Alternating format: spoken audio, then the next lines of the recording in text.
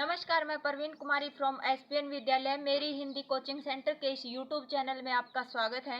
प्यारे बच्चों, आज हम पढ़ने जा रहे हैं संज्ञा। ठीक है, संज्ञा किसे कहते हैं, क्या होता है और कितने भेद होते हैं इसके। जैसे मेरे हाथ में ये चौक का टुकड़ा है, ठीक है, आपको ये ब्लैक बोर्ड दिखाई दे रहा है, आपको मैं दिखाई दे रही हूँ, ये डस्टर दिखाई दे रहा है। तो मेरा मतलब ये है आपको ये दिखाने का कि दिखने वाली जितनी भी चीजें हैं वो सारी संज्ञा कहलाती हैं। दिखने वाली, दिखाई देने वाली जितनी भी चीजें हैं वो संज्ञा कहलाते हैं। आइए संज्ञा की डेफिनेशन करते हैं, परिभाषा करते हैं। जो शब्द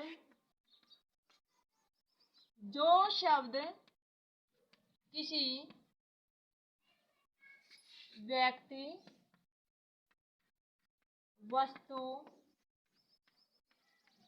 स्थान आदि का बोध कराए,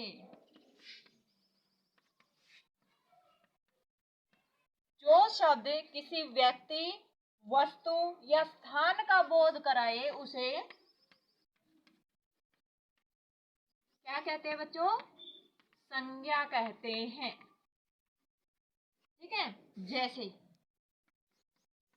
जैसे पुस्तक एक वस्तु है, और क्या, श्यामपट, श्यामपट ब्लैक बोर्ड को बोलते हैं। ठीक है, और क्या, जैसे मोहन, मोहन है एक व्यक्ति है, अंबाड़ा एक जगह का नाम है। तो यही कहा है परिभाषा में, जो शब्द किसी व्यक्ति, वस्तु और स्थान का बोध कराए वो कहलाते हैं संज्ञा। अब देखिए, संज्ञा के मुख्य 3 भेद होते हैं। संज्ञा के मुख्य कितने भेद होते हैं?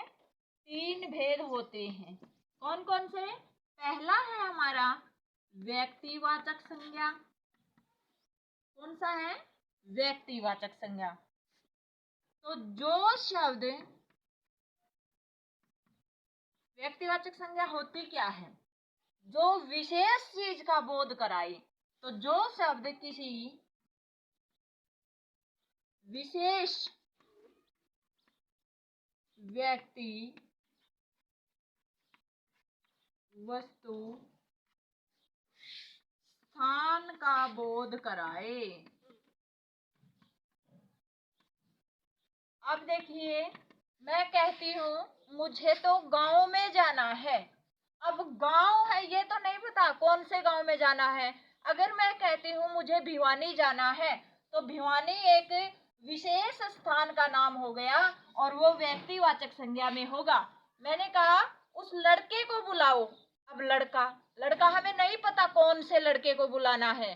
अगर मैं कहती हूँ कि मोहन को बुलाओ या सीता को बुलाओ, गीता को बुलाओ, तो हम समझ जाएंगे कि वो एक कोई विशेष व्यक्ति का नाम है। ठीक है, अब जैसे राम और रामायण। अब पुस्तक बोलूं तो पुस्तकें तो सारी ही होती हैं।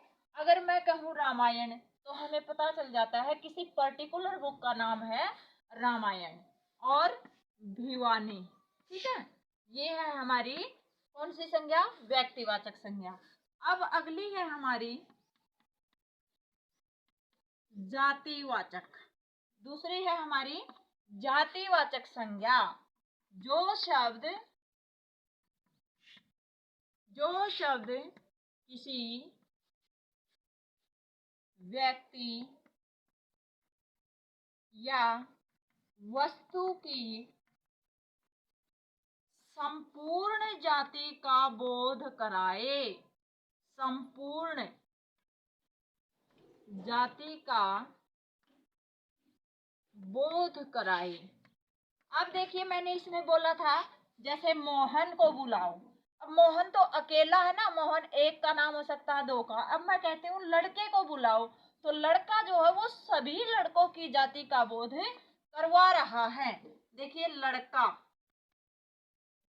अब बच्चा और घोड़ा। अगर मैं कहती हूँ लाल घोड़े को पकड़ कर लेके आओ तो वो व्यक्तिवाचक संज्ञा हो जाएगी। और अगर मैं कहती हूँ कि घोड़े को लाओ तो घोड़ा जो है वो सारी घोड़ा जाति का बोध करवा रहा है। और देखिए कुत्ता आदि, ये है हमारी जातिवाचक संज्ञा। अब है हमारी एक और रहती है, अच्छे से करोगे तो अच्छे से समझ में आएगी। और एक रह गई अब हमारी भाववाचक संज्ञा।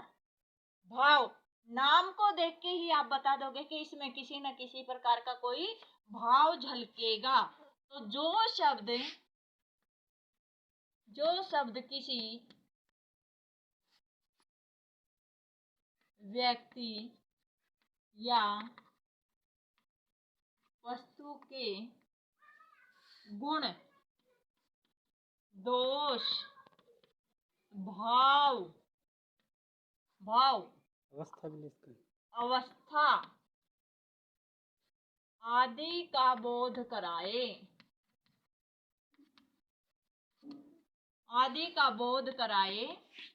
वह कौन से क्या कहलाते हैं? भाववाचक संज्ञा। भाववाचक संज्ञा कहलाता है। ठीक है, यानी वे शब्द, वे करो आप, वे शब्द कहलाते हैं। ठीक है, वे शब्द जो किसी व्यक्ति या वस्तु के गुण, दोष, भाव, अवस्था, रंग, रूप आदि का बोध कराए वो कहलाते हैं भाववाचक संज्ञा। जैसे कैसे करेंगे? जैसे मीठा, जैसे मीठा है हम उसको टेस्ट करके बता सकते हैं। हम ये नहीं बता सकते कि मीठा 1 ग्राम है या थोड़ा सा मीठा लगा मुझे, सेब खाया वो। और जैसे बचपन, अब बचपन देखिए एक और विशेषता होती है भाववाचक संज्ञा की, ना तो इसको आंखों से देखा जा सकता है, ना ही इसको हाथों से छुआ जा सकता है। अब ये देखिए बचपन को हम नहीं बता सकते कि बचपन इतना सा है या फिर इतना सा है। बचपन को हम सिर्फ महसूस कर सकते हैं कि ये छोटा बच्चा है तो अभी इसमें बचपन है। और ये है बुढ़ापा। ठीक है, और क्या लिखोगे? यौवन,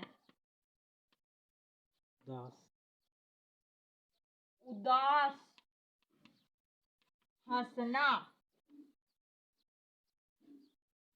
रोना आदि। ये जो सारे शब्द हैं वो भाववाचक यानी भाव का बोध करवा रहे हैं। उनको हम ना तो आंखों से देख सकते हैं ना उनको छू सकते हैं, सिर्फ महसूस कर सकते हैं। ठीक है, तो ये था हमारा संज्ञा का चैप्टर। और मुझे पूरी उम्मीद है कि आप बच्चों को समझ में आया होगा। और नहीं समझ में आए तो कहीं से भी किसी भी टाइम आप लोग पूछ सकते हैं। तो आज के लिए इतना ही। शुभ दिन, धन्यवाद। होमवर्क के रूप में आपको ये शेयर नोटबुक में साफ साफ और सुंदर शब्दों में लिखना है। तो आज के लिए इतना ही। शुभ दिन, धन्यवाद।